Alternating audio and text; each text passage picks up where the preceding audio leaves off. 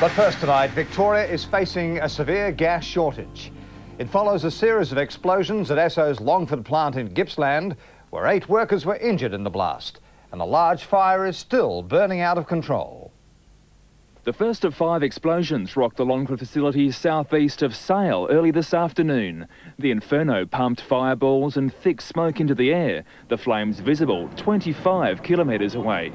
2 workers are still missing. We got news through, and I was the only exec manager around at the time, and so we had to immediately initiate the emergency procedures to deal with that crisis. And it really was a crisis, because with no gas entering the system, you do run the risk of complete shutdown of the system, getting air in the gas pipes and then being unable to restart or relight the system. When we first got the call that the plant had gone down, it was pretty hard to believe, because no one had ever sort of envisaged that something like that would occur. But it certainly shook the whole gas industry up, and the amount of work that we had to do to sort of try and recover from that. But I guess the other lesson that emerged from that was really how important secure and reliable supply is. And when you're establishing a market, how important it is, in fact, to have the arrangements in place that ensure that will happen in the future. And that was always one of the concerns. As you go to a disaggregated market or privatisation, how do you actually make sure that all the components come together to make sure that security is there all the time? And I think as a result of that crisis, there was a lot more work done on the regulatory arrangements and the structural arrangements to ensure that security was going to be in place. And not only for gas, for that matter, also I think flowed through into the electricity network as well. About 7 years ago, we had an issue where we had a mini tornado go through near the town of Mansfield, which is unusual for Victoria, a mini tornado, but it actually took out 3 of our towers, which it's probably only ever happened once before in our history of electricity business. But the good thing about it was we were able to mobilise both our workforce and our emergency procedures to ensure that the line was diverted onto a wooden pole arrangement, and in the following weeks and months we were able to rebuild those tower lines and restore the power to its correct circuit arrangement. We had some bushfires recently, and there were instances where we could have gone in to save some assets, but it was unsafe to send our employees into those situations. So one thing we have is a strong culture of safety, and I must say that on our record we are in the lowest quartile in benchmarking in terms of safety, which is a good thing. Lowest sometimes sounds worse, but we're in the top quartile in terms of safety. I think one of the highlights for me is in the industry you can see the improvement in the safety record over the years, and I think one of the highlights was when we got to 0 lost time injury frequency rate in 1998. It was the first time that anyone in the electricity industry had achieved a 0 LTIFR, and I think that's something that we can be proud of in our company, and we have achieved that a number of times since. In fact, we went 3 years without a lost time injury just recently on the transmission side of the business, which again I think is testament to the commitment of all of the people in our business that they do commit to the safe work practices on Biocloud.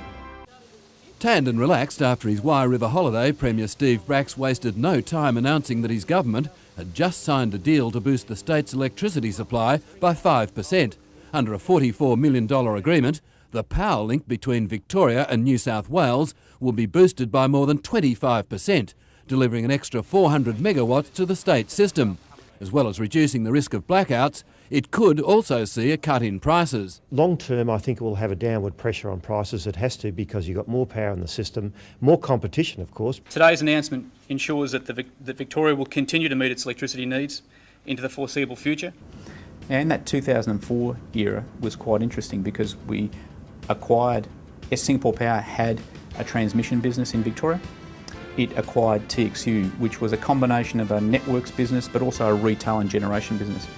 Significant process there in restructuring that business into what we consider core assets, or core to our business, which is a networks business, both electricity distribution and gas distribution, and divesting those assets which we didn't believe were core, which were the generation and retail business. We sold those off to True Energy, or China Light and Power at the time. So the remaining assets, being the transmission business, the electricity distribution and gas distribution business, in about June 2005, all came together under the brand of SP AusNet.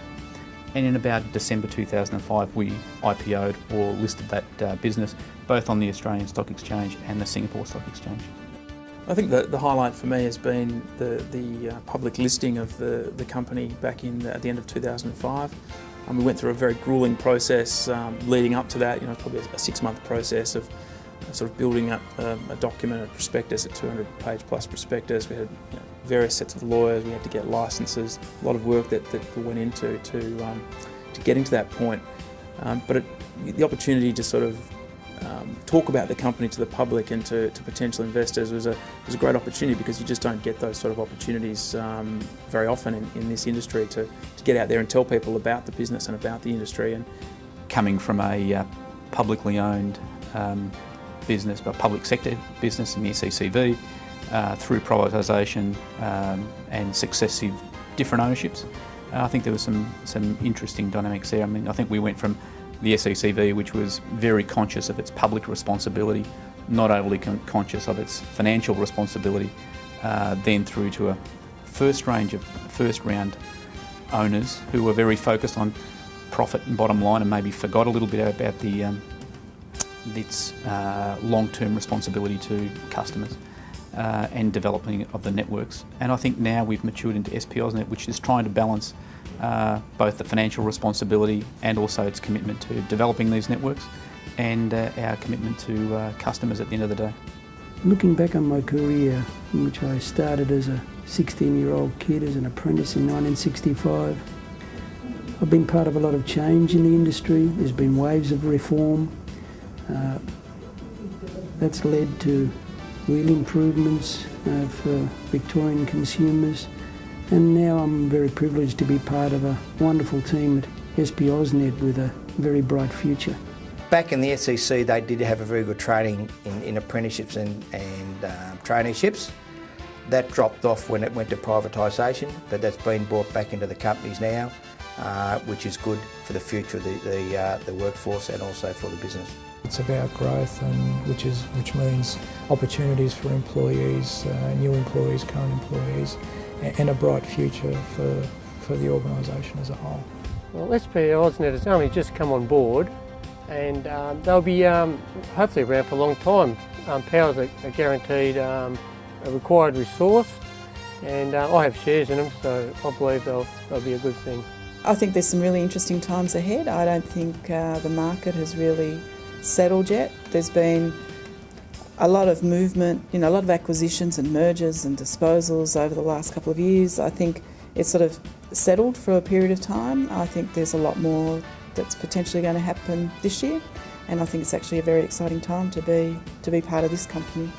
Quite a few years ago, running some high voltage conductors over the top of some hills and going into a gully. Didn't have enough men to get to each pole, so we ran the conductors. We strained them up to tension, correct tension and everything. We sent one truck to go along to have a look, and he phoned us back and said, "Oh, you better let the lines back." I said, "Was it caught under something?" He said, "Yes, it's caught under a cow, and the cow's 25 metres in the air." We all went around to have a look, and here's a cow 25 metres up in the air mooing. What I want for regulators, customers to think of when they think of SP AusNet is without doubt the best business in terms of network service provision in Australia.